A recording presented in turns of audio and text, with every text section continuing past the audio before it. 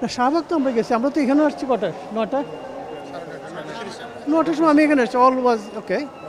হয়তো হইতে পারে যে একটা একটা আইসোলেশন, তো আমি জেনারেলাইজ করতে পারবো না, ঠিক আছে। আপনি হয়তো দেখছেন একটা গেট, আর হয়তো আর বাকি সবগুলি গেট ঠিক ছিল। কি press release as a MD I did not, আমি দেইনি কোন প্রেস রিলিজ। কেউ একজন আপনার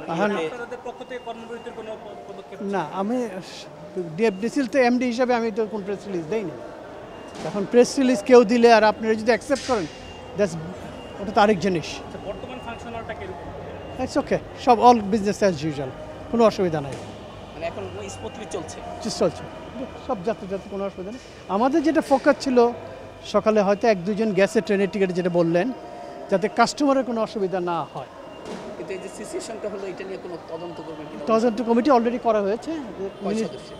3 সদস্যের মিনিস্ট্রি থেকে হাই পাওয়ার কমিটি একটা করে দেওয়া হয়েছে অলরেডি, যেখানে পুলিশ থাকবে, আমি থাকবো বা আমরা টিম থাকবে, আর মিনিস্ট্রি থেকে লোক থাকবে।